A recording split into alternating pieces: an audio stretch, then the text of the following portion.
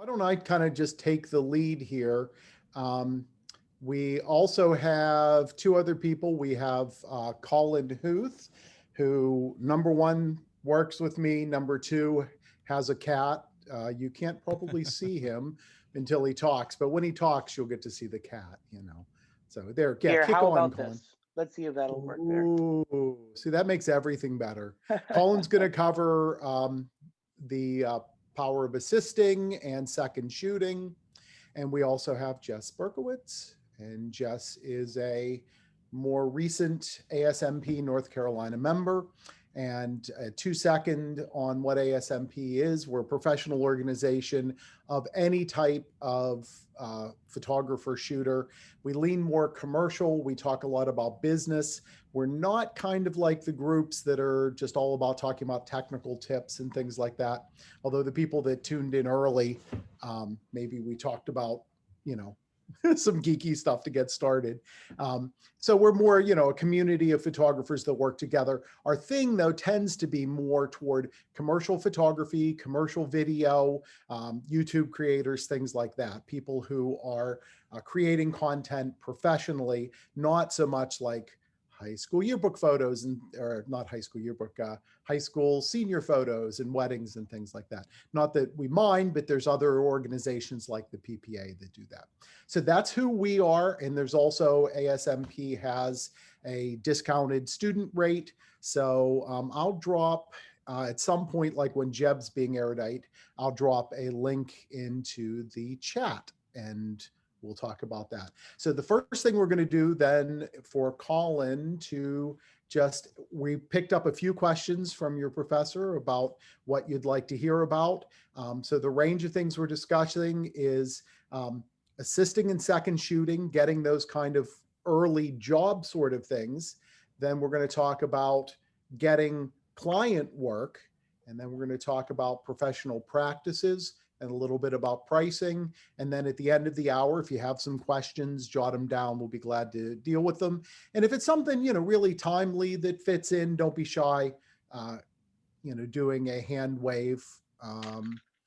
This is Zoom, right? We do hand waves here, right? So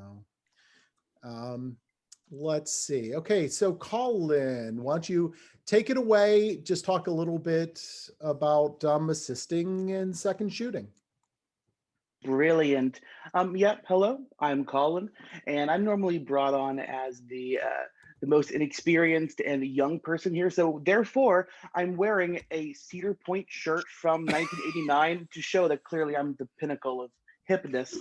My experiences with assisting, I mean, they go back to when I was probably 7 years old, Ken, technically. So about as young as you possibly can be. I did in every possible iteration, every possible way. The number one advantage to assisting, if you want to become a professional, is that it's a completely safe environment to have no clue what you're doing. Or even if you think you know what you're doing, as soon as something goes devastatingly wrong, which it will in a real world shoot, you have an expert who not only is there for you to see, I've never experienced this kind of problem before, and they can help with that, but all the responsibility is on them.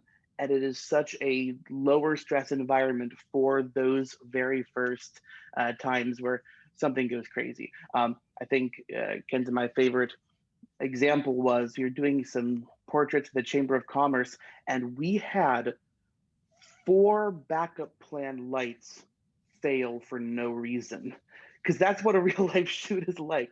We're talking our main 2 light heads wouldn't connect. A primary nicer flash died, 2 backup flashes, nothing would connect. The backup radio head wouldn't.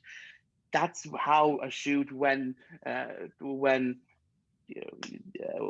when you're having to actually, my analogy functions are just not working right now. When it comes down to the wire, that's what happens.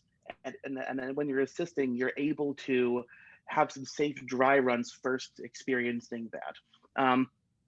Yeah, no matter what skill, even if it's not photographical, nothing is more beneficial than just the number of real hours you can spend in this environment, in working with clients for that, practicing individual skills. Sorry, the cat's trying to get attention. I don't know if you can see that. And there's I don't know of any other way aside from assisting or second shooting to, while you're still learning, while you're still getting comfortable, to physically be there, be where everything is really happening, to see the challenges of a actual shoot that's not just in a simulated studio environment, and just get comfortable with it, learn the language. Just interacting with clients and getting comfortable doing that is a skill in of itself. And oh gosh, that helps so much. I also wrote down that imposter syndrome is massive with anything artistic, and especially when you're young and first entering it, because I can absolutely remember the times where you sort of have that out of body experience. Your brain clicks on and you're viewing yourself from the outside and going, I'm wearing a suit. I'm in this incredibly important professional environment. I'm 17 years old. I mean, you're probably not that young. And what the heck am I doing? Everybody trusts me to be able to do this. Do I actually know what I'm doing? And so to have those, have that safe environment, whether it is just learning to set up lights and do things that you largely know how to do and we all feel like we're experts at, but you're able to focus on all of the stuff that can't be taught in a course in the real world. That's absolutely massive. So back to imposter syndrome. It's just getting comfortable in the environment, and to know that first time that you have a shoot that's you feel is out of your league, that is something at a level you've never experienced before. If you have been working with clients while you were just assisting on lights, or you were second shooting for a project, you know what you're getting into, and you're so much more comfortable in it. You feel so much more natural. That all really, really helped. Let's see here, checking my notes. You can also pay far more attention and be more analytical in the moment when you are, but all of the pressure of juggling all the variables of a shoot aren't coming down right onto you and only you. Because in a real world shoot setting, we're wearing a bunch of different hats. You have to be charismatic, working with a client and getting them loose, or the subject, or sometimes that's the same person. You have to be mentally planning out what your next shot's going to be. You're doing calculations as you're adjusting lights and planning things out. You're distracted in like 7 different ways. And even though at first it very much felt kind of I know how to do all this. I know how to set up the key and fill. This is such a basic shot. But while you're doing that, you could watch all the things, and you'll pick up on stuff that even the main photographer isn't picking up on themselves. Because while they're having to juggle all that, you get to focus in. You get to see, oh wait, they did this thing I never would have expected. Why did they instruct the subject in that way? Why did they reverse the lights when I thought that was going to do something wrong? It's an environment it's really conducive to learning, because you can see how it's working in a real world situation without having so many other distractions. Second shooting versus assisting. Second shooting is wonderful. I haven't actually had to do it in quite a long time, but there were many years where Ken and I would end up I would second shoot a lot of things for him. And similarly, it's an environment where you can try things without it being horrible if you didn't get the essential predictable shots. Because for any sort of project, you have the mental shot list of what's expected of you. And can I ask a question? Sorry, can you explain to the students what a second shooter is, what your job is, maybe? Absolutely. Second shooting, if assisting, could range anywhere from literally just carrying lights and you do nothing else. You don't even touch them, all the way up through maybe setting up the shots yourself and doing a lot of the important preliminary work before the official photographer fills in the rest and takes hold. Second shooting is generally, this would be more in like a live environment. There's a important speaker, there's an event happening, or theater especially, we do a lot with that, where you are the second shooter. You are not so much the backup, but you are someone who is able to be getting an alternate angle at the exact same time, or even sometimes it depends on what the needs of the photographer are, obviously, but that often will mean that, yeah, they might, a typical assignment from Ken would often be, oh, I'd like it if at this important moment, could you be ready to get wide shots on this? And at this point, I'm going to have to be close to do a setup of something, assuming this is like a live event or something. And during that, then could you go long and get something different? And other than that, you're kind of free to do whatever you want in a lot of circumstances. So second shooting, again, it's a way to get a ton of real world experience without having to have all the pressure, every possible, if something fails, it's all on you. Without that, and you can then experiment a lot more as well. If there's a really important speaker and you just got to get the key shots, it's not really an option to not get the traditional podium shots. You might have something really creative in mind, but it's so hard to know, is that going to work? It's going to take 5 minutes to get out of position. And when you're second shooting, it's a safe playground to be able to test everything out. And then also you could make a name for yourself that way too. You can make that work, and then the client ends up using that shot unexpectedly, and you look good to the photographer, you look good to them. That actually segues well into the fact that if you're looking to be a professional, assisting and second shooting is networking you're paid for. It's a way that you're able to build up connections very easily, because even if you know a photographer already, or even if you have some level of connection to the clients, you get to prove yourself in the real world, show your competence, show your skill, build up a rapport with them. And you're also getting paid usually to do it. If it's, I don't want to say it's always going to be paid, because if it's, it's more of a shadowing type thing, that's just someone being nice and letting you get some experience off of that. But yeah, for assisting, what better way to make some money than to be building up your hours and building up your comfort level and all that there.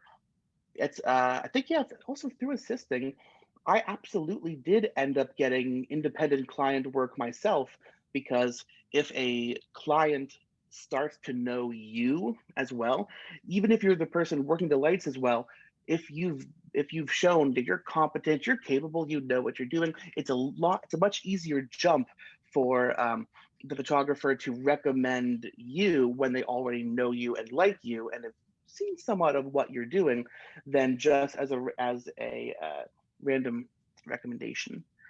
Actually, here, I think I might have like 1 or 2 more ideas I could bring up, but that's the bulk of it. Are there any other questions? Anything that I can piggyback onto you, because I continue to second shoot all the time. I second shoot as much as I can, and part of the reason is everyone will be able to teach you something. Even people that I've shot longer than, I happily second shoot, because everyone's experience adds to their bag of tricks, and everyone has different specialties. I love to second shoot for wedding photographers. I don't shoot weddings, but I will tell you that very few people move as fast as a wedding photographer. Photojournalists as well. Some of the people I love shooting for are photojournalists who have transitioned into wedding photography, because those people can adapt to any situation. And if I'm doing a commercial shoot, but then a client wants to grab something really quickly, I feel like I've learned a lot from those people that help me adapt to those situations. So I would say if you have the time and availability, second shoot far into your career. And also Brinson and Banks kind of cover this idea a little bit from a different viewpoint where they work together. It's not that necessarily one of them is a second shooter to the other, but at some shoots, they talk about how they'll even trade off as a second shooter or an assistant. I'll often assist as well. And one thing I love about assisting is that I have all the time in the world, like Colin said, to watch what the photographer is doing. And sometimes I picked up things even on how they'll direct a person that I thought, huh, that's a great way to describe something that I've never used. Like I have one photographer I work with a lot who tells people to move their nose as opposed to moving their head. And it's interesting that people respond to this and they understand it much more quickly. And so then when I'm having a client who I'm maybe having a hard time to get into the position that I want, I've sort of adopted using that, and they're able to get into the position I want them in much more quickly. So you just never know what you're going to pick up by doing these things. So I'd say go for it. I just wanted to add to that. Introduce the benefits of being an ASMP in all this is that while you're shooting, if you come up with a technical problem you can't solve or an issue, you can text somebody who is a member. You can put it on the chat board on ASMP or on Instagram, and boom, boom. It's a large organization, and it's worth it. Yeah, the networking on ASMP is very valuable for even for students. They have student memberships as well. Colin, you said you had like one or two more things. You want to quickly hit those, and then we'll move into some of my stuff.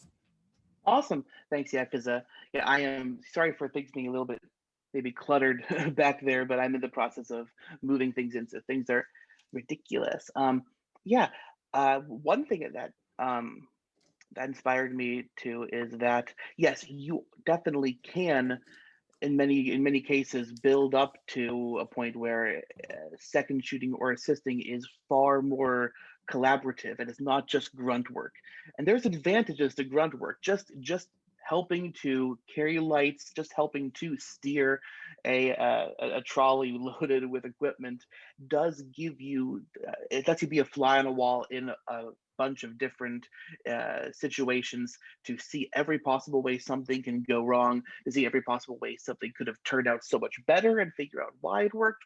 That's all great, but that, yeah, no, if you do build up a connection with the photographer, if you do prove yourself, you absolutely get to a point where you're able to and discuss this with the photographer. I imagine if someone watched Ken and I, we have to sometimes establish that we are father and son, and we both are professionals and have been doing this for quite a long time, because I don't, I should be better about this. I will instinctively just say, oh, Ken, you can go up plus a third in exposure or whatever, and I will give that sort of feedback, because that's how we work. Because in all sorts of circumstances, whether it is I'm literally just assisting and I'm mostly there to make sure a light doesn't blow away, or if we're working equally on a project where we're doing some theater shooting for playmakers,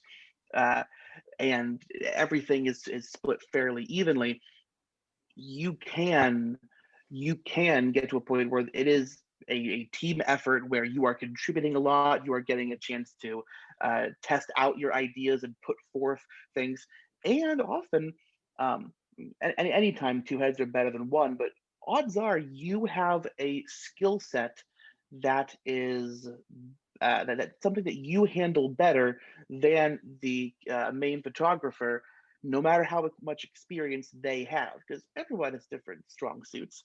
I am much more detail oriented. I am much more analytical. The technical things stand out to me more naturally than they do for Ken. So he will completely wipe the floor with me in so many areas. But if he wants something to be incredibly precise, if he wants the staging of some shot, if it's a still life thing especially, he'll turn it over to me, even if I'm just assisting there, or he'll look for me to set up some aspect of it and we can divide the workload that way.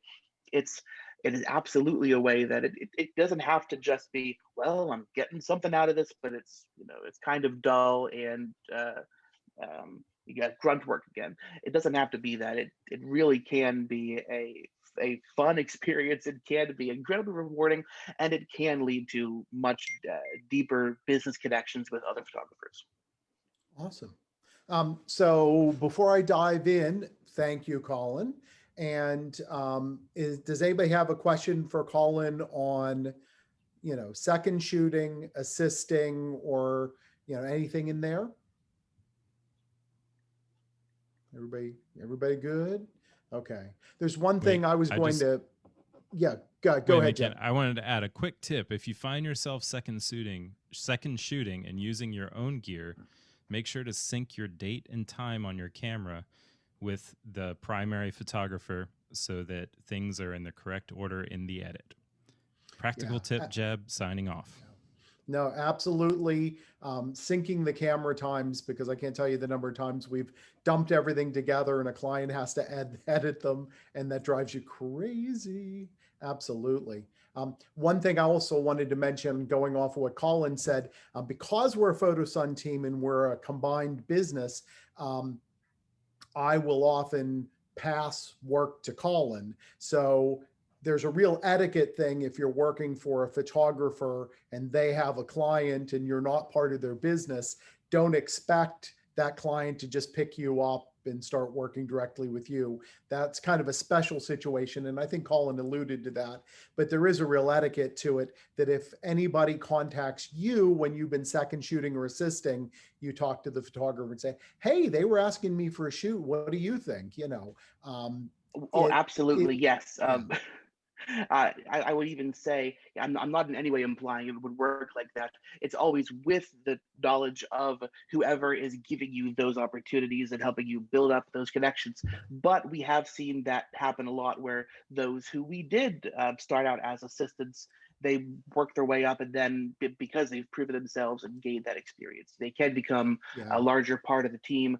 And that, that situations where, because often if you're working with someone amazing, there will always be a time where there are too many people that want them for a specific type of work, and they need somebody they would love to pass along some of that to. Maybe not during COVID, because the apocalypse hasn't been fun for any of us, but it certainly will have those sort of situations.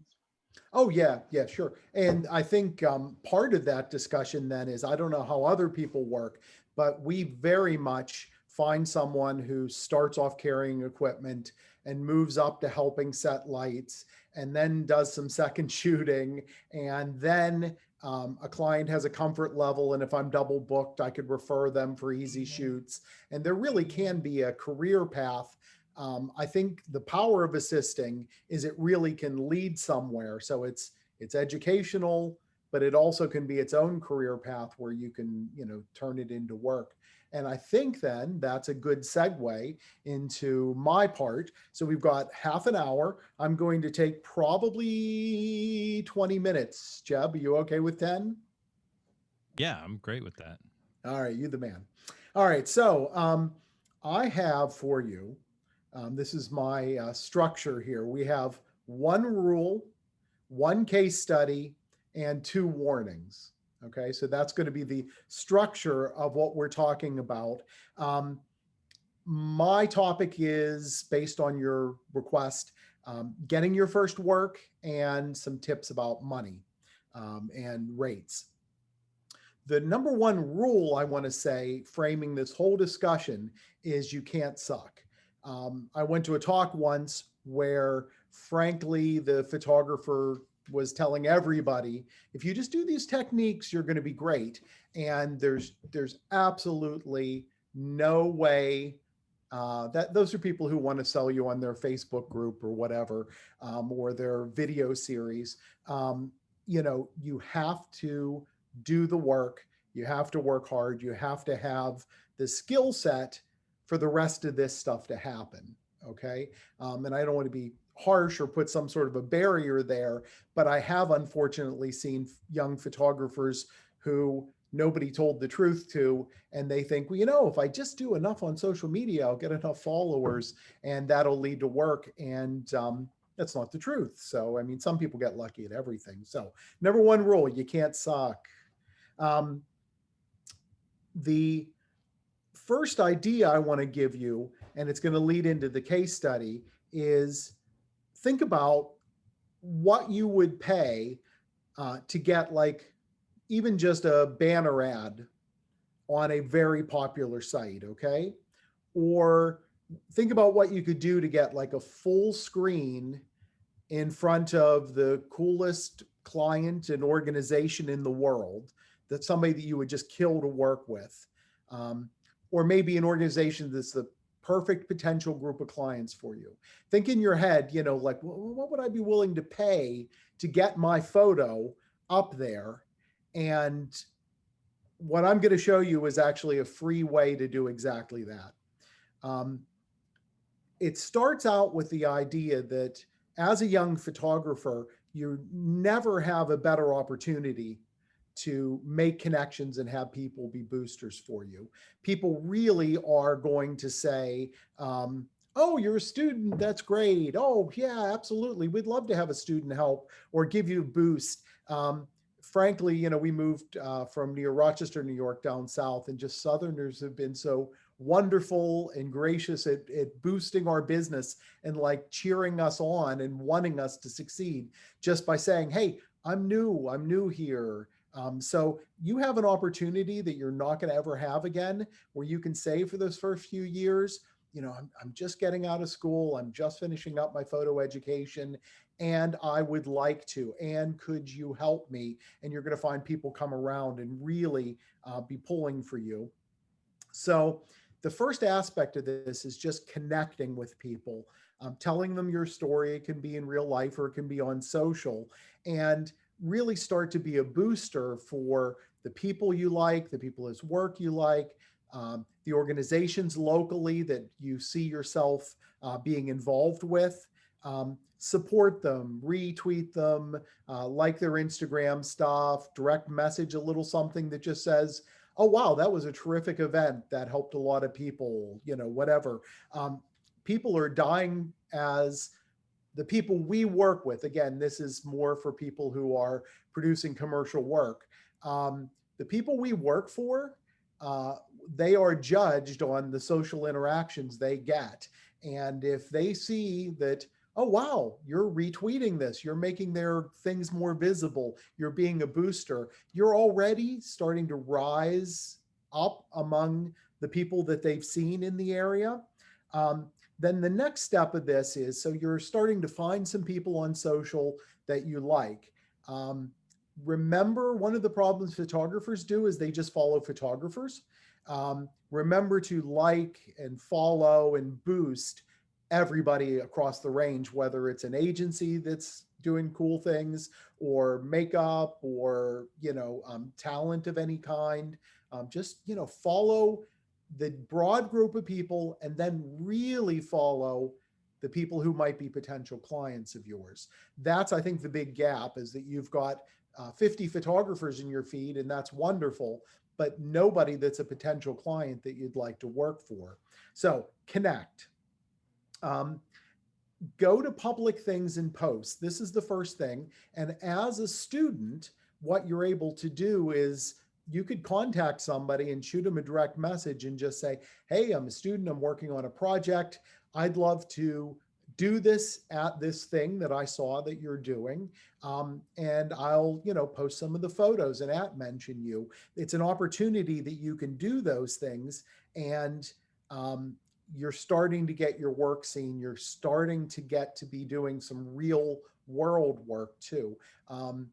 Without being too crass about it, a lot of times when I look at a student portfolio, it looks like student work because I can tell it was an assignment they were given. So the more things you can do that look like real world work, because they were, you went to this thing and you created something and it went out into the world to promote them, that makes a big difference.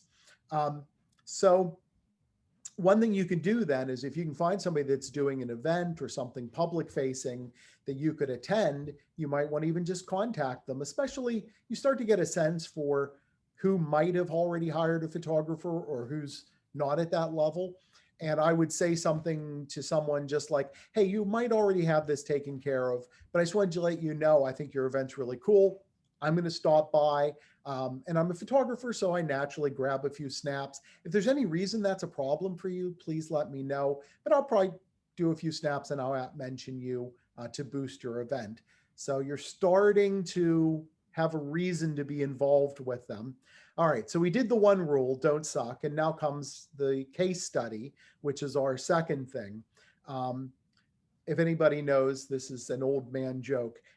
It's actually a Steve case study, the founder of AOL, and he has now a new small business thing. He came to the Carolina Theater, Steve Case did, and it was going to be a free event. It was like a business incubator TV show kind of thing, free event. You just signed up and got tickets. And I'm new in town. So I said, hey, I'm just going to show up at this event. I didn't even contact anybody. Actually, I think I did send one of the organizers just saying, hey, I hope it's not a problem.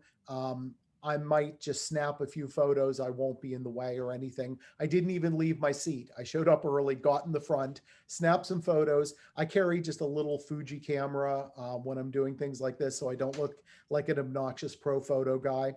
And grabbed a few photos. I actually was live posting them in between the speakers and doing some news. And then I was just mentioning the organization. And I was mentioning Steve Case, the guy that did it. And I was mentioning the venue, the Carolina Theater. So in this case study, you know, I took something that didn't cost anything. It's just a little bit of time.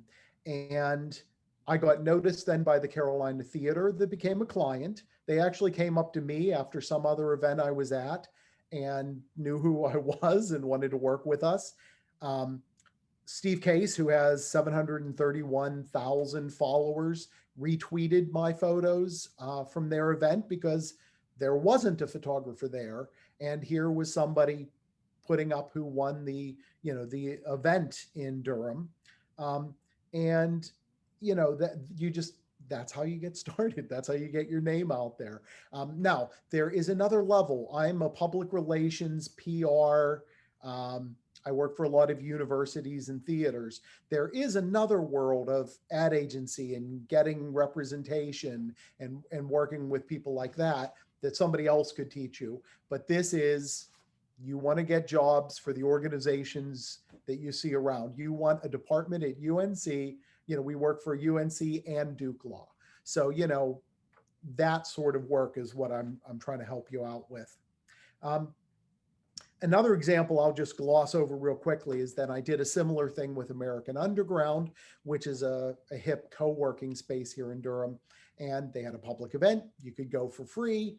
And I saw that a couple of the judges were people that I knew in town. And so I showed up at the event with my camera. I sent them a quick message a couple of days ahead of time, far enough ahead that it wasn't bothering them or stressing them. And then I just checked in and said, hey, I've got my camera. If you need anything, don't be shy asking. And they said, yeah, please shoot the whole thing. And they asked me back the next year to do it. That was not a paying gig, but you're starting to have your name associated with some of the coolest things going on in your town. Try to have an eye for who in your community is cool and on the rise and doing good work and trying new things. And then missionally think about who would it turn you on to work for and who's doing the kind of work that's exciting to you. And I checked my watch. Very good. 8 minutes. Start to, tune in on that. And then just try to have those people in your orbit in any way you can. Okay. So what you've done when you do these things are you, for free, have gotten full screen access to all the people you want to see your work. These people you're not contacting them and said, please look at my work or please give me work. Steve Case or the Carolina Theater or the people at American Underground, and the people that were the judges were the movers and shakers in Durham and the tech industry. They were all looking to see my photos because I was at that event doing something that had meaning to them. I wasn't interrupting them. So for free, you're getting exactly the eyeballs that you want there. Quick point, be involved in your community, decide what you want to give back to, and be open to doing free things. I tell young photographers though, decide what you want to give back to and maybe approach them and suggest a project or how you can help. Everybody's going to say to you, we're poor not-for-profit, do free work for us. So kind of define what is a mission for you and who you want to give work and how much you can afford to do. And then you go forward and do that. And when other people contact you, you don't have to be afraid saying, I'm sorry, I've already done the 3 projects I had promised this year. Or maybe there'll be somebody great and you want to do it, but so be involved in being part of your community. When you get that opportunity to do those kind of gigs, kill yourself doing it. Do everything you can. Shoot a million more things than they need. Show up earlier than anybody. Stay later than anybody. Think through your shots. Do everything you can, because the quality that you show at that one chance you get is going to carry you and get you seen. And there's just nothing better. It's free advertising. Oh yeah, one more tip, and then I'm going to give you my second warning here. Study how you can make someone's job easier or how you can make them look good. So retweeting their things, that's still gold for people.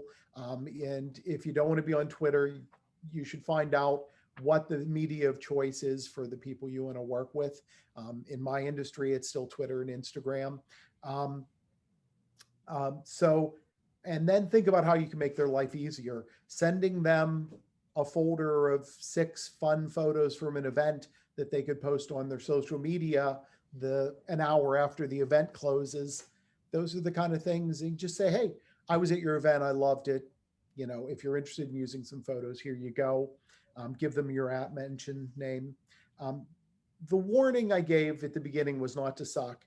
The second warning, and this sounds like a lot of pressure, but I guess it is, you can't screw up the early stuff.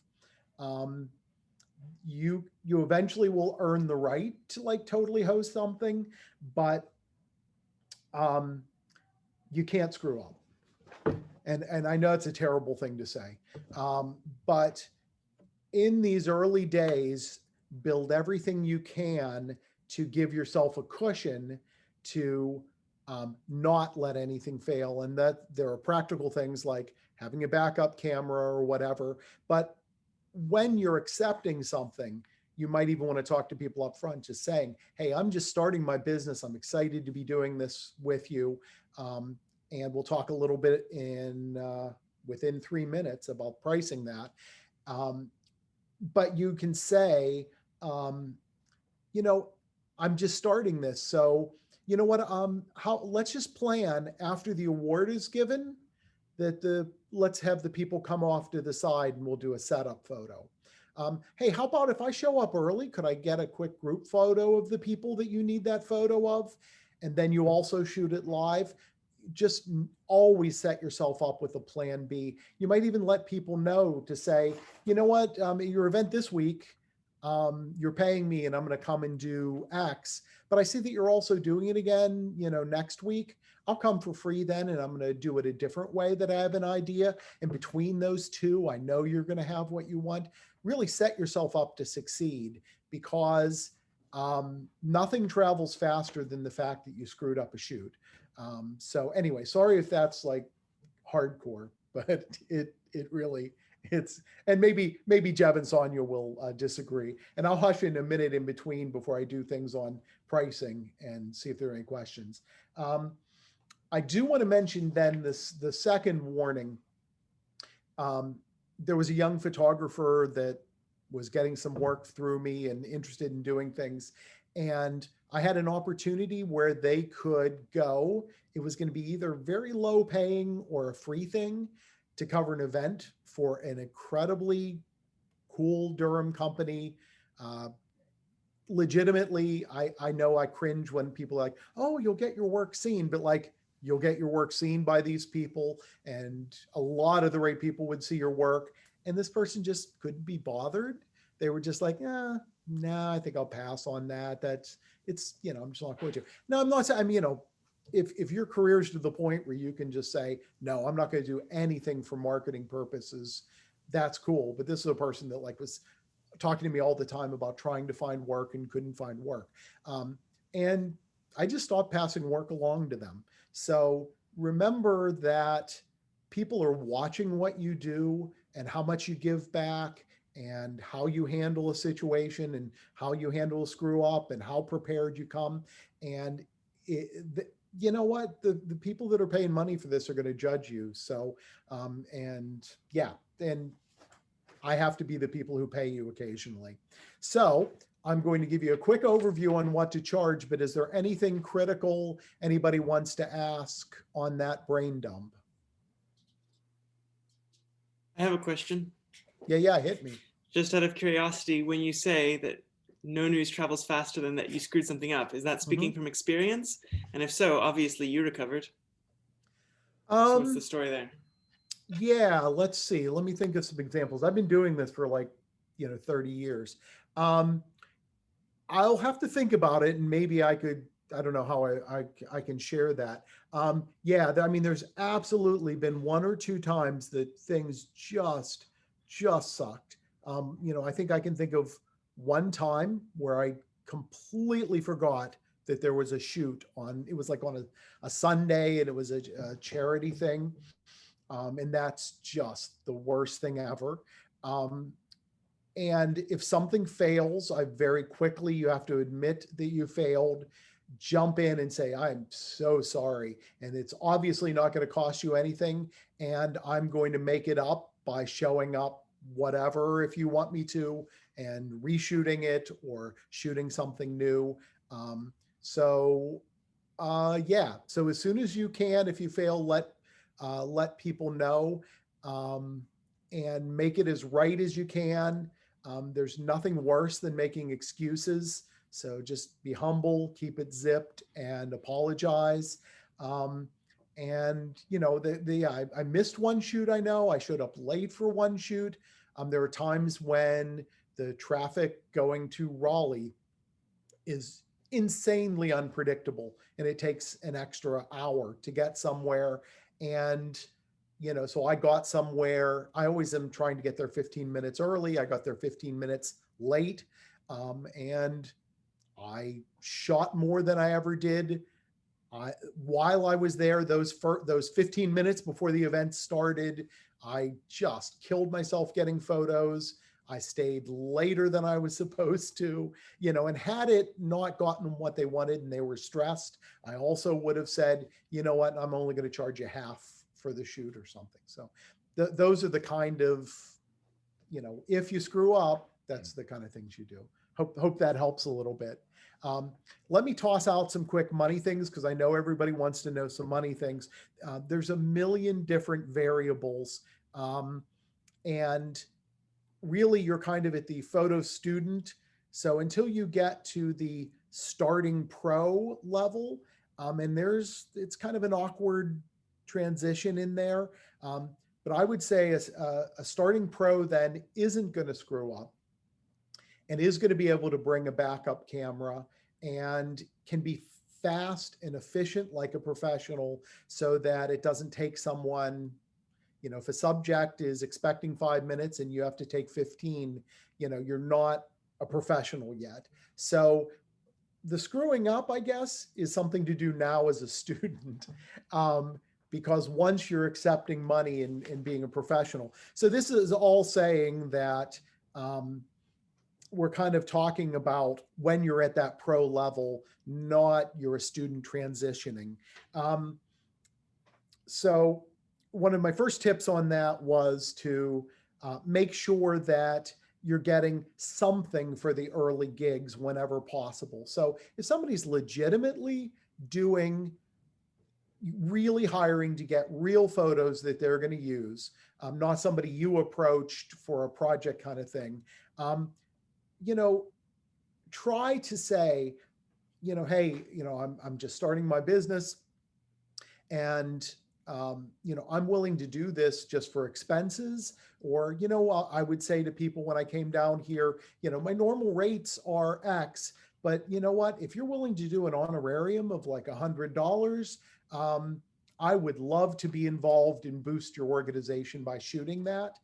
So if you can start some people who may not be used to hiring photographers, and a lot of times that's kind of where my business was starting, with people who weren't giant ad agencies and used to dropping $10,000 on something. If they're used to giving you $50 or $100, it won't be a crazy thing when they have a bigger thing and you say, oh yeah, you know, and that's going to be twice the work. And, you know, can your budget handle $500 for that? So that's how you can start to ease into money being spent with you. Be honest, let people know that you're doing things to build your portfolio is a good word you can use.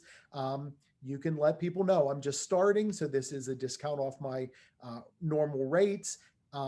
I'd say to people all the time, I'm doing this because I'm new in town and I would love to work with your organization. You do cool things and I want to make it no risk. So you know what, if you could just cover my expenses, I'll do blank. That's the kind of discussions you can have, especially as you're getting started. As we just talked about earlier, you're essentially getting paid a little bit to advertise directly to them and to their circle of people, which is huge because your second and third client come from doing amazing things and being seen doing them for your first client. And then, you know, market the crap out of that stuff once you've done it. Put it on your Instagram, promote it, let people see that you're doing good work for interesting people. We had a question about day rate. And I honestly would say, if you're just starting out, I wouldn't use the word day rate. Day rate, I see myself as for a commercial photographer, all inclusive. You're scouting the location, you're hiring other people and getting an assistant and planning a shoot. And day rate is more expensive in my world than my hourly rate, because they're buying me for the day. They are paying me to do a lot of preparation work. So personally, I would say if you know, you should be doing things hourly, or just, you know, I need to make $200 off of this, and that's what you tell people. And if you want to give them a deal because they're having you come for 6 hours, that's fine. But I think you really need to be a certain level of a professional before you start talking like, oh yeah, this is day rate. I'm bringing $20,000 worth of equipment and pre-planning the shoot. So if there are any questions about that, you can let me know after Jebb gets to talk here.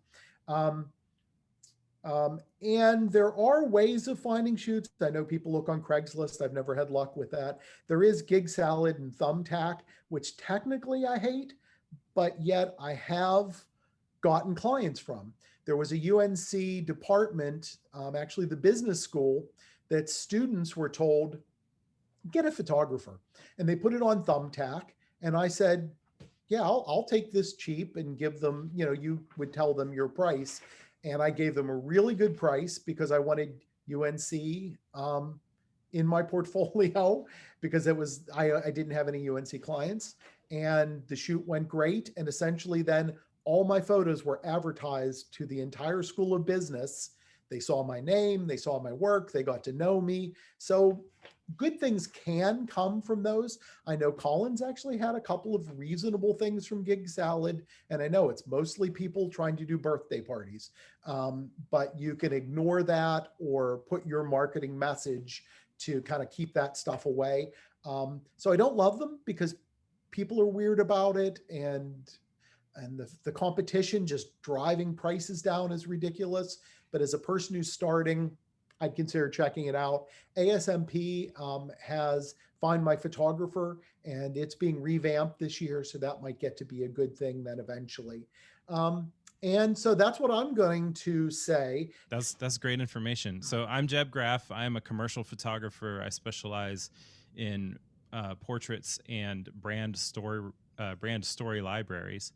And I'm going to talk a little bit about professional practices, and a lot of it has already been touched on through assisting, and then some of what Ken touched on.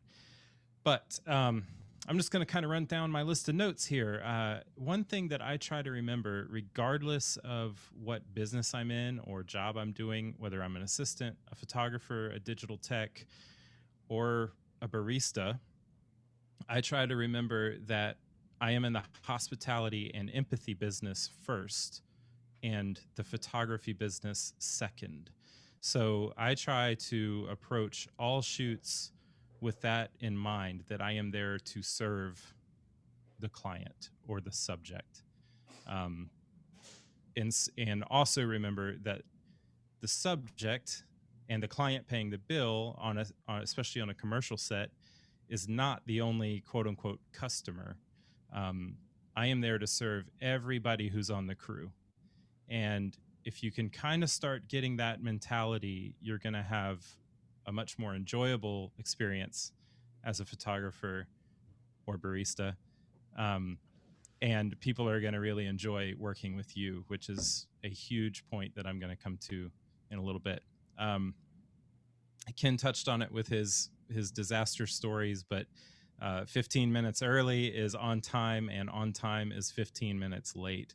And I, as a person with anxiety, I'm the guy who's usually an hour early and sits in the parking lot until time to go walk in the door, just so that I avoid any traffic issues and have time to stop sweating. Another good thing to remember when it comes to professional practices is to under promise and over deliver. Ken mentioned this as, I think he put it as like killing yourself on those first jobs.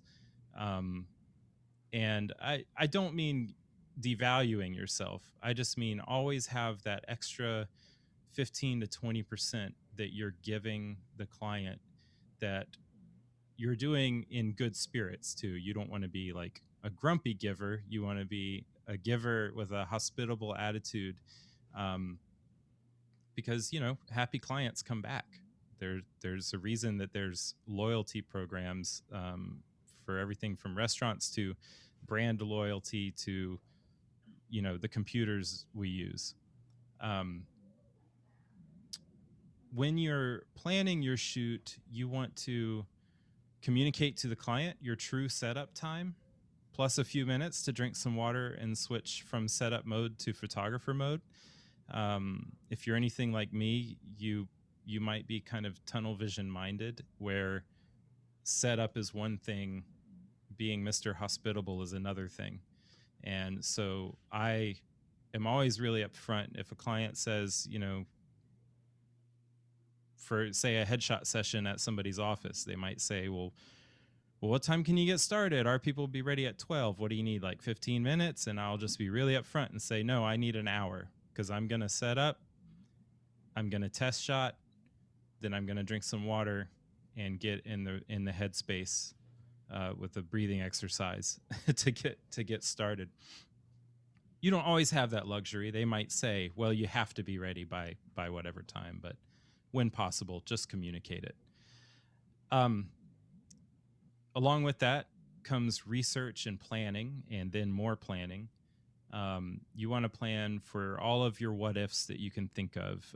Plan for gear failure, plan for the hospitality part, trying to find out about your subject ahead of time before the shoot is really helpful. It gives you some common ground with the person you're photographing. So you can show up and you might have said, okay, I'm shooting for company X today.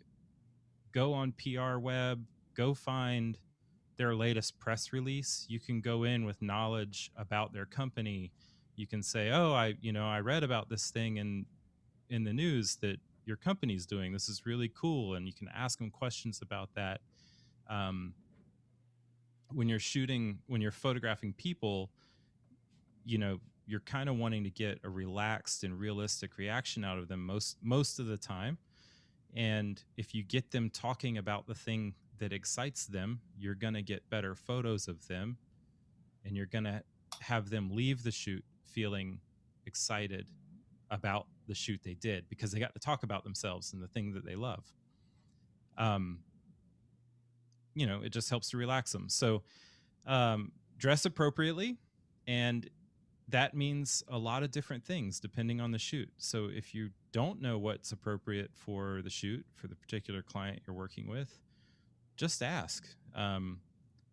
Another thing I always try to remind myself is everybody's just people, and it's a totally normal question to say, hey, I usually wear like some nice jeans and a black t-shirt. Is that going to be cool for this shoot, or do I need to get a button up? And they can tell you, if you don't have a good feel for it already. Along with appearances, I recommend that you invoice and communicate via the most professional avenues you can. So be prepared to invoice with something like FreshBooks or 17 Hats, Wave, Square, one of these services that lets you put your name, your logo, whatever at the top of the page and look polished, and try to carry that throughout all of your communication. If your current, if you start shooting professionally and your email address is jiveturkey72@hotmail.com, it's time to get a new email address, something with your name in it. It can still be a Gmail address, but you're going to want to be leaving a professional trail everywhere you go. Back to communication, you're going to want to communicate clearly and establish early on how your client prefers to communicate. So I'm a person who really doesn't like text messaging, but if I find out that's the best way to talk to my client, I suddenly love text messaging. What you're trying to do throughout all of this is to reduce as much friction as possible between your client getting what they need. So find that out up front. And it is okay to also establish kind of your own boundaries and expectations. You can say, like, I don't mind telling clients, I have a typical 48-hour turnaround on email. So if something's more urgent, please call me at this number, or let me know if you need more urgency. And it's okay. Just establish that boundary and that expectation. They'll appreciate knowing what to expect far more than being surprised. Set etiquette is a great thing to know and learn, and it's one of those things that I don't think there's a book on. It's one of those things you learn by being on set. And so that goes back to Colin and Ken have talked about with assisting and second shooting, and just really good, candid, open communication. I have been shooting professionally since 2001, and I still occasionally assist for other folks. I'll digital tech for other photographers, and I always have in pre-production meetings, I always say, like, okay, so how do you work on set? If I see an issue, do you want me to bring it to your attention, or do you want me to be quiet about it? Do you want me to say it out loud? Do you want me to text you? You're establishing so that you're not undermining them in front of the client if they're uncomfortable about that.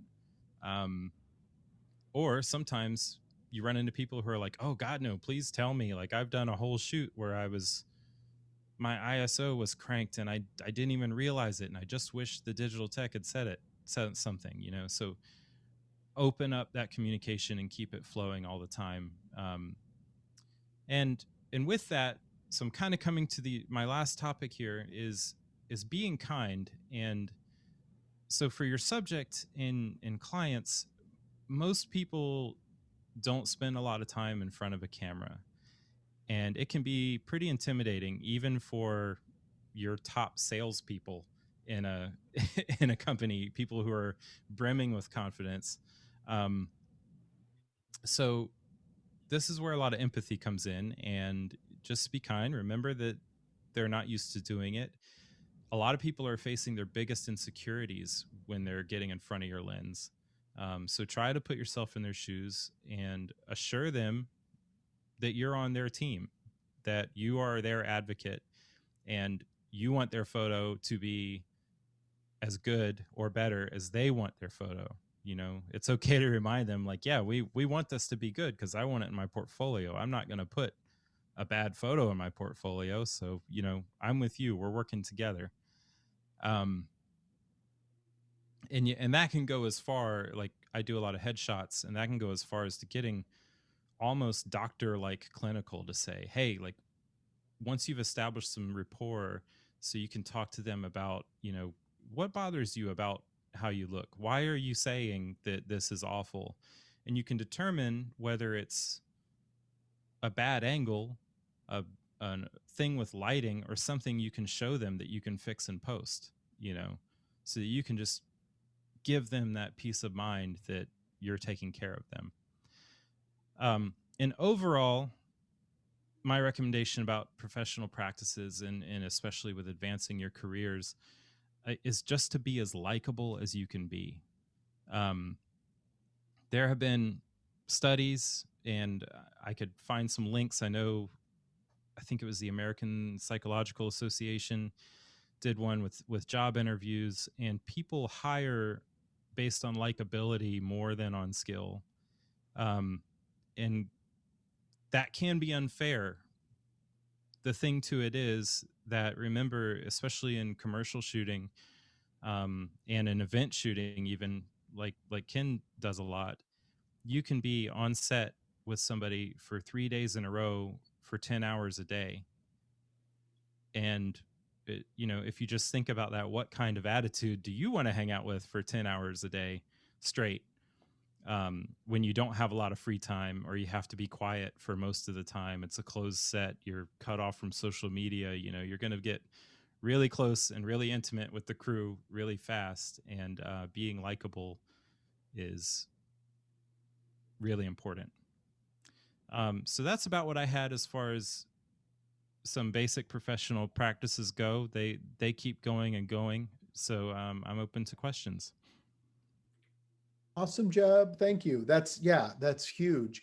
I think the stereotype and social media and YouTube sort of promote this of the wild, crazy photographer. I think most of the people I know in the industry aren't that, and maybe are a little more introverted and nice. And I think that that's a missing link that nobody really discusses. Is likability is huge. And also having good business practice. I said for years I was a much better business person than I was a photographer for the first 15 years of my work.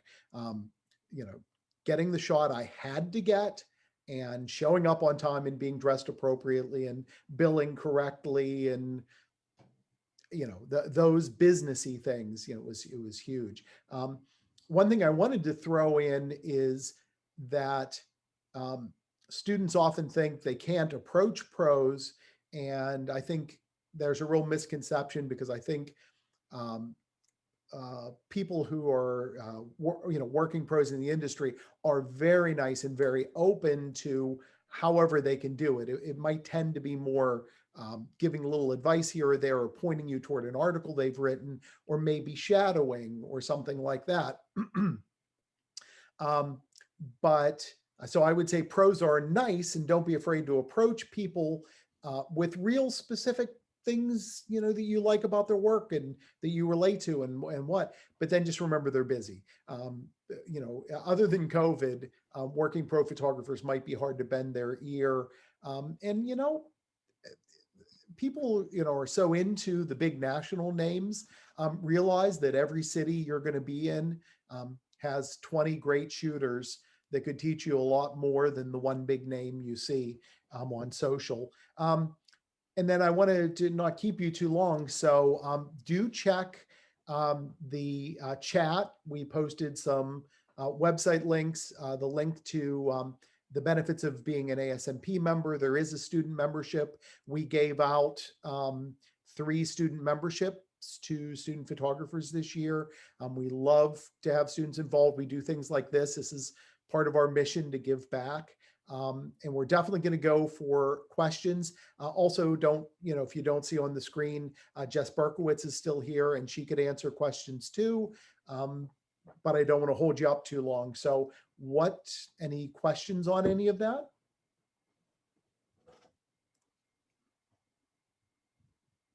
Hey, I'm Jack for the people that don't know.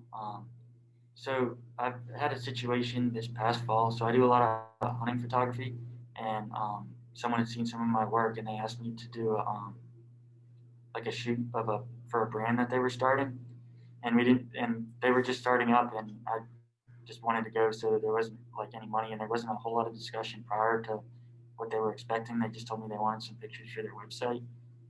And I ended up shooting about 500 or 600 pictures that day. And I mean, I was out on a boat and bouncing around, so obviously they weren't all perfect. So I went through and came up with about 80 pictures that I sent them. And then, but they wanted all of the pictures, and not the ones that I wanted like my name attached to. So I don't know what y'all would say to do about that situation. Good question. And let me jump in and say something nice about Jack. Jack shadowed a shoot that we did for UNC Law. We were over at Playmakers, and Jack was there shadowing. And who was the other person? Who was our other J, Jack? Julie. She's on Julie? Julie's on the stream too? Oh, cool. See, I don't scroll down through enough. Hey, Julie. Got to get that gallery view, Ken.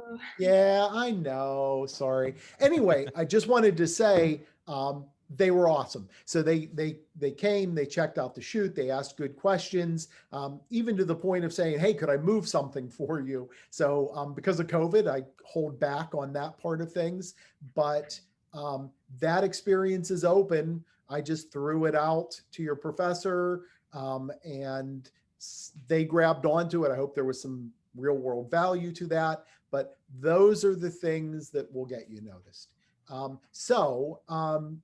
Does anybody want to answer then? What do you do when people say they want to see all your photos? And I definitely would say I try to talk to people ahead of time, particularly about money things. And if you're going to give it to them for free, talk about that up front, but so I know the question definitely is they want all the photos. What do you do with that? What I do with that is that goes into the pre-production conversations in that communication.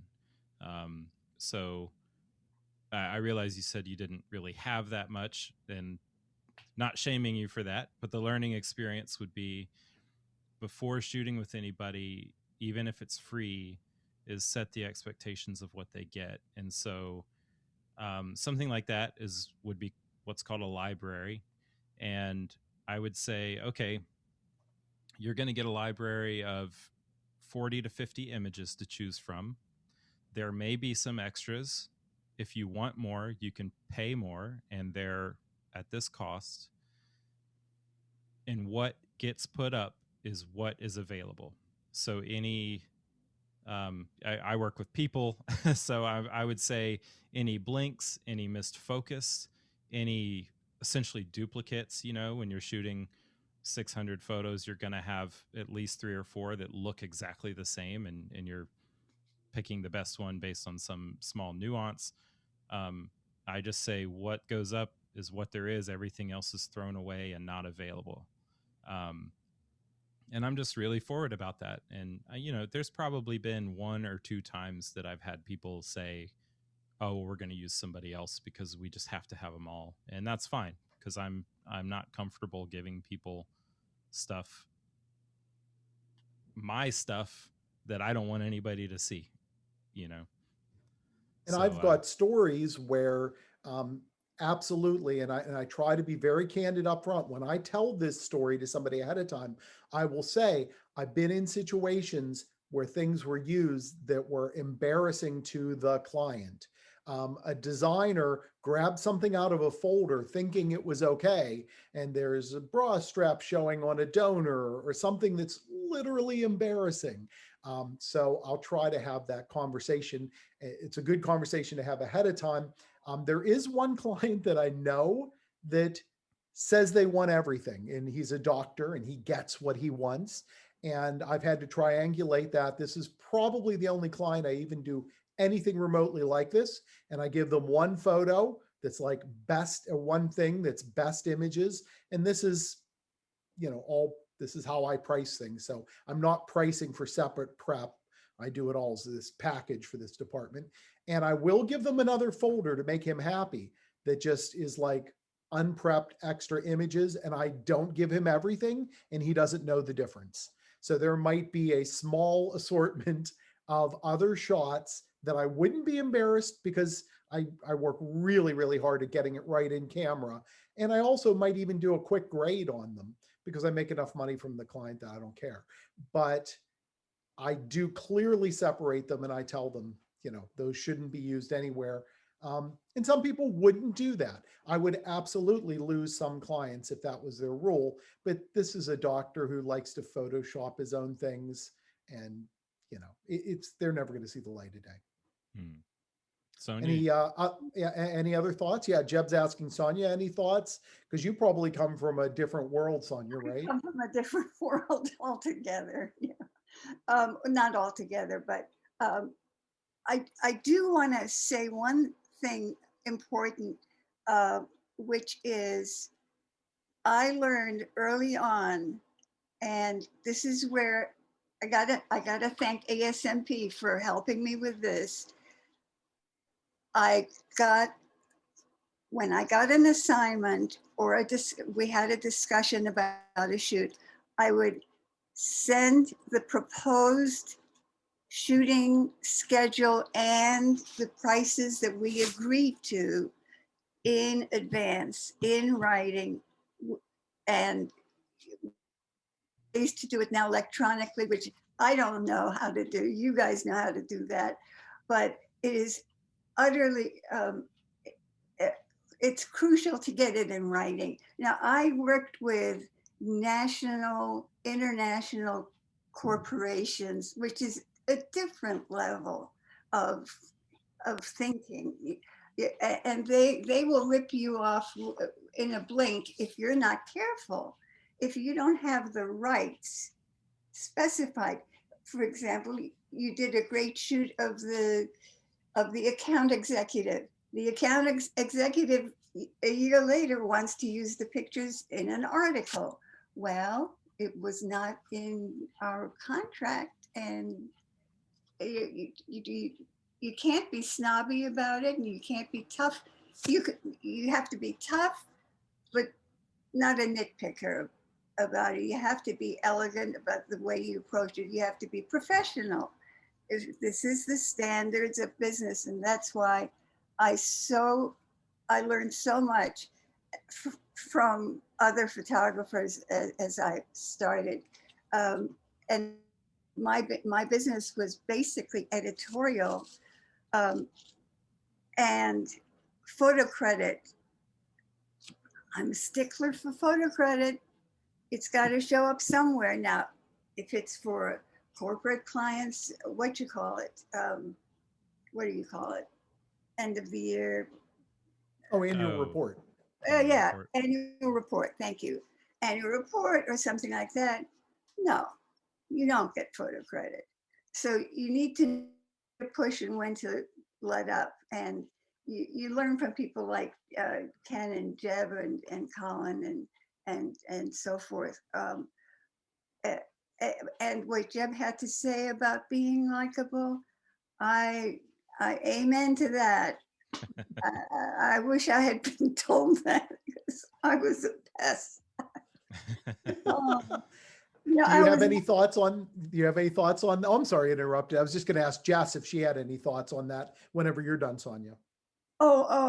I'm nice until you cross me, and you know, and that's where having something, an agreement in writing, if you're working with a large company. And by the way, I'm sorry I left the room for a while.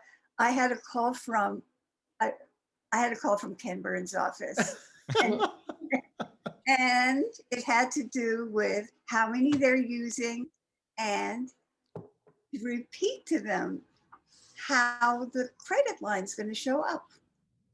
Roll. And because you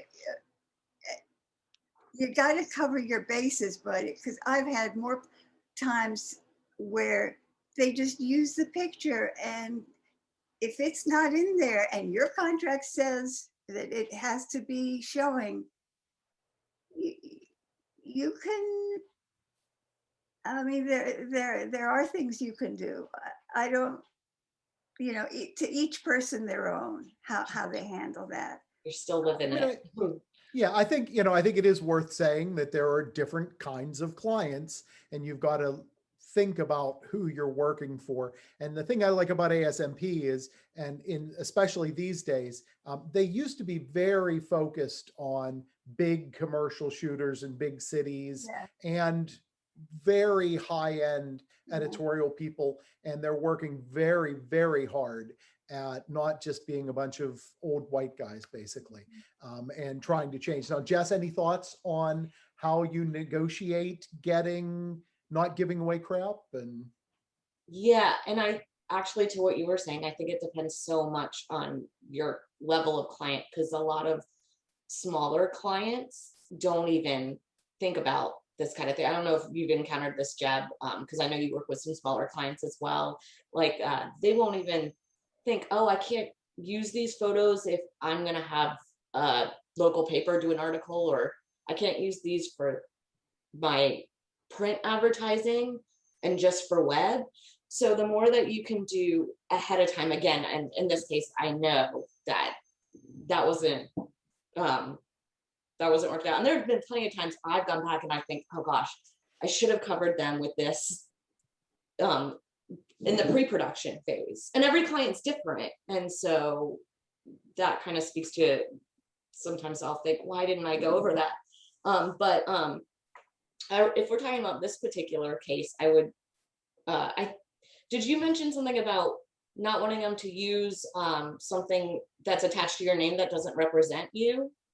Was that a concern? So I just didn't want to. Well, there's kind of two situations. One of them, I sent them some work samples, and they posted some of my work samples without asking me, which I wasn't really happy about. But and the situation that I was talking about, I just didn't want them to post pictures. Like, I didn't want my name attached to the pictures that I was on. And I mean, I was like, and there was some pictures that just like came out blurry, or I started shooting at 3 a.m. So like, and some of them just didn't come out like knowledgeable and stuff like that. Okay, it's hard to hear because of the mask. I know you can't help that. We're all in a new territory now. Can you guys tell more than I could tell? Because I'm also in a clinic environment today. I'm using photo for medical purposes, so that explains why I'm not under my name and everything. I think the question Jack has is they started to use some things that weren't fully prepped and ready to go, and then they kind of are saying, well, give us everything. Yeah, okay, I got you, because I completely understand. So when I do a library, speaking to Jebb's point, which I'll usually lock so they can't grab them, but also I'll do simple edits, very simple, and batch them. So at least they have a look that's consistent with my look. I never put anything up raw for anyone to see. I don't, just so that helps you out as well, just in case somebody grabs a photo. I think that's good practice. And then I would speak to them if they're using anything that maybe doesn't have your name. And I agree with everyone. I think it's just a good learning experience. Fortunately, we all have to go through those. And I typically do what Jebb does. I give them a smaller library, and then we have an agreed upon amount that they can pick from there, or they can add some money and pick extras from there.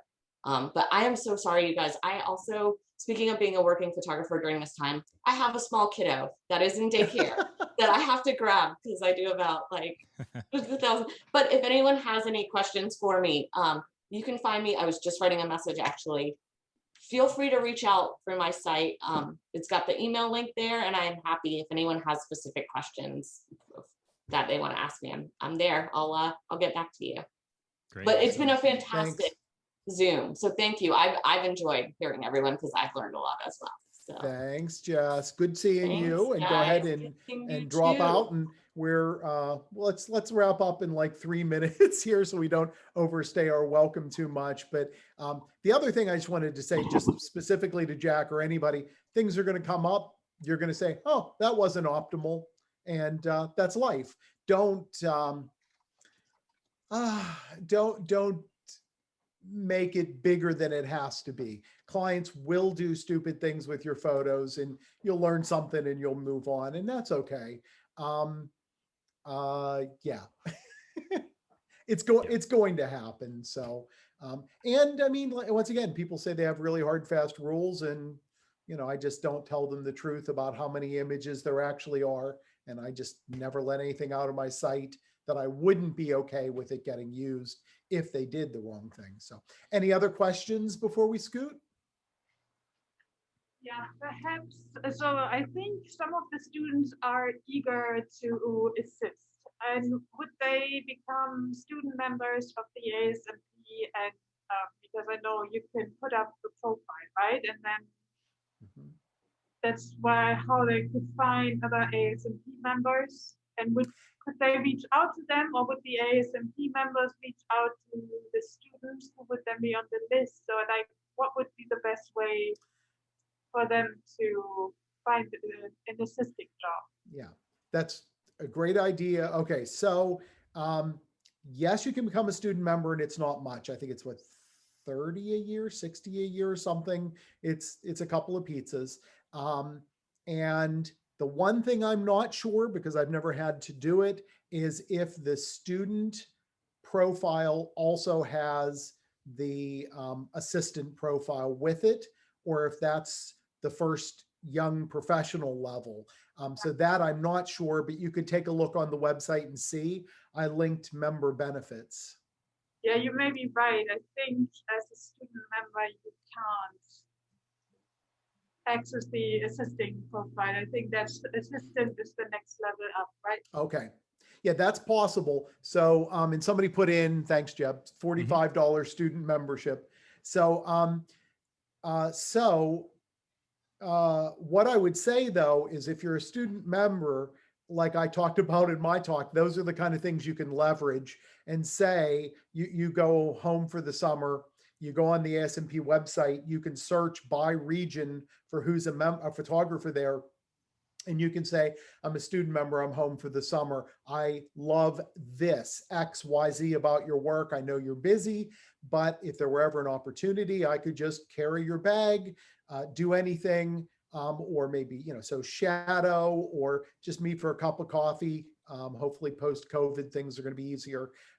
So you definitely, if you're a member, can do that. I'll also say, not to overstress membership, is any photo student that's legitimately nice and trying and interested in learning and being mentored, we're open to it. I'll tell you that for all the people that talk to me, very few people follow through, because I actually have a system where I'll tell you to read books and do certain things, and most people will just never show back up again. So there is something to being mentored, and I definitely am always looking for assistants. The odd thing about students as assistants is their schedule is so strange, and then they move, 2 years later. So if there's ever any hesitancy, like on my part, that tends to be where it is, because my biggest goal, I would rather have somebody shadow and learn. But if I'm really having somebody be a paid assistant, I'm usually hoping that they'll be with us for a few years, that we could grow them into a second shooter and start giving them assignments, and it'll be a career path. So hopefully that gives you a little insight into that. Yeah. Yeah, I was going to add to what Ken said. If you join the student membership, which has some great benefits of its own, but you find out that that doesn't get you a listing on the Find an Assistant page, I don't know any ASMP members who are going to cut you off because you're not on the Find an Assistant page. Just the fact that you care enough about what you're doing that you're joining a professional organization is a good start. So I get some folks reaching out to me about being an assistant. I have not taken anybody on for a while because, like Ken said, there's somebody that I had been working with for years, you know, and we almost develop a mind reading ability with each other on set. But just like Ken said, I am very open to shadowing, and I don't believe there are any secrets. There's nothing that I hide away, and I'm an open book. So I'm also very open to having these kinds of conversations with anybody who wants to talk about it. And Jess is, I know from working with her over the past couple of years, she would say the same thing. So, you know, make sure you grab our information, follow our Instagrams, and, you know, I'm sure people are very open to that. The other thing I'd say is once you do want to join at the young professional level, they're actually rejiggering the name of the levels over the next year and a half. When you join at that emerging professional level, it is less expensive than the top pro level, and you do get an assistant listing. And I'll tell you, up until recently in the Triangle area, I had seen 0 assistants listed. Before COVID, we actively were trying to find some people. So it's actually a good opportunity, I think, for somebody to get seen and make some money. Mm-hmm. Gesche? Any other questions?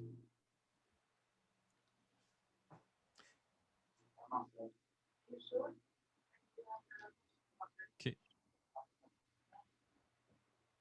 Can I add one thing that I meant to say earlier about being likable?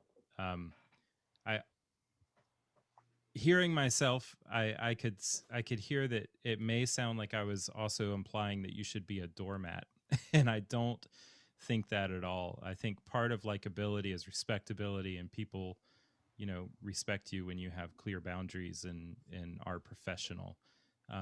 So, you know, to Sonia's point about not getting run over by big corporations who might be out to get you, there's a balance between what she's saying and what Ken's saying about they're going to use stuff and you move on.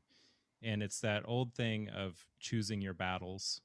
Do you want to pick a fight with one of your best clients? You might want to pick a fight with one of your worst clients so that you can be rid of the headache. You know, there's lots of things to think about there. So there really does come in just a heaping amount of common sense and feeling things out. And one of my mottos is relationships are greater than transactions. So if you can keep the long-term relationship in mind, it helps you make decisions when you feel like you're getting walked on. It helps you kind of see like, is this something that I should talk about or not? And I think you need to have a client's perspective, because I think very much a bunch of photographers sit around talking about how they're being screwed, and they don't really have friends with clients who, you know, do you know what's happening to a marketing department at a theater right now? Do you know the cuts, you know, or firings that are going on?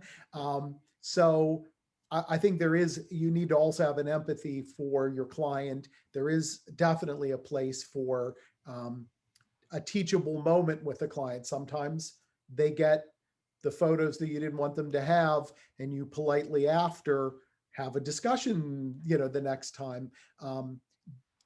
Try to understand there are reasons why clients are doing certain things.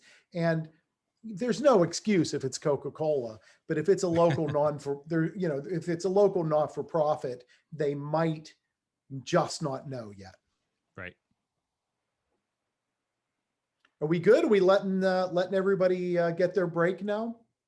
Yeah, thank you so much. That was awesome. I think we all learned a lot, right?